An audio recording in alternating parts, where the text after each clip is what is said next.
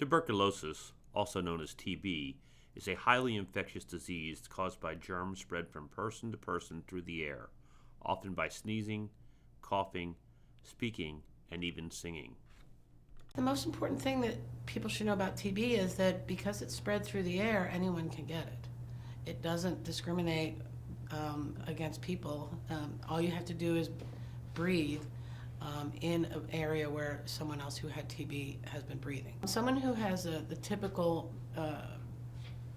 pulmonary or respiratory tuberculosis will typically complain of fever, chills, weight loss, night sweats, and frequently, well, most often, a cough that's lasted at least 3 or 4 weeks. People with latent TB infection have tuberculosis germs in their bodies, but they do not have any symptoms, and they are not sick because the germs are not active. When these germs become active, they multiply and destroy tissue in the body. These people are capable of then spreading germs to others. It's a bacterial infection. It causes, it can cause infection all over your body, but it's most frequently causes disease in the lungs. And because it'll cause a pneumonia, it'll cause a lung infection, people can cough up tuberculosis germs into the air, and those can be contagious to other people. So it's one of the few germs that has airborne transmission, and not just a close distance. It's not just like what we worry about with the flu is if you're coughing on someone else or, you know, sort of close contact that you could catch the flu. This is a disease that if someone coughs, the germs can stay in the air for hours and can float around, so that you could be on the same bus or the same train with someone, you know, or in a different part of the same room, and still be able to inhale the germs and get infected. Once it's in the lung, it typically stays in the lung and produces an infection in the lung. It can, though, go from the lung to other parts of the body through the blood. So although most tuberculosis is a lung infection, it can spread to, say, the kidney or the bone or other organs in the body. It wasn't until the 1940s that antibiotics were developed to effectively treat TB.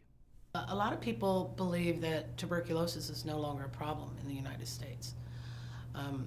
In fact, people have come to our clinic and asked why we're still here. And that shows that we have made a lot of progress. I mean, I can show you tables and graphs that indicate that the occurrence of TB in the U.S. has steadily gone down. TB still remains an elusive foe for public health officials. The number one myth is that many people in the United States haven't ever known anyone with TB. It's been many years since the sanitaria were open. I think a lot of people just think that TB's gone already.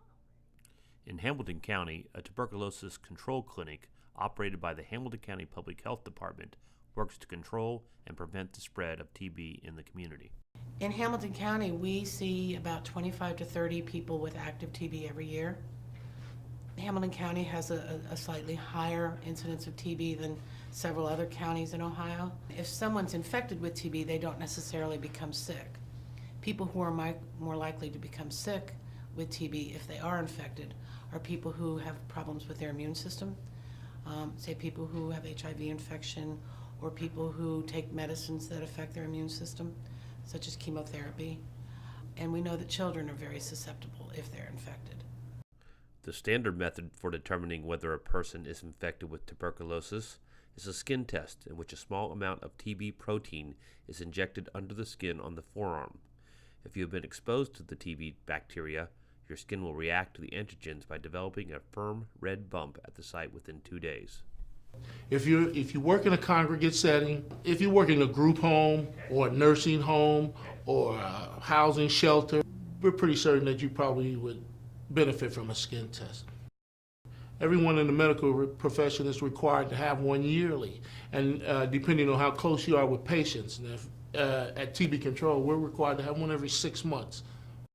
At the Hamilton County TB Clinic, public health officials focus on populations with identified risk factors for exposure to TB. In addition to screening all refugees from countries with high TB mortality rates, The clinic also operates an active outreach program with agencies and programs that serve high-risk populations, such as those individuals who are foreign-born, homeless, or have a history of substance abuse. The clinic provides these services for free because of funding from the Hamilton County Indigent Care Tax Levy. The good part about Hamilton County is if you have a latent TB infection, then the cost of your treatment is free. And that indigent care levy is a great thing because it provides treatment for people who could not normally afford it. Prototypical public health issue. It allows us to use the tools of public health, which include finding cases and also just taking care of people and making sure that infection doesn't spread through the community.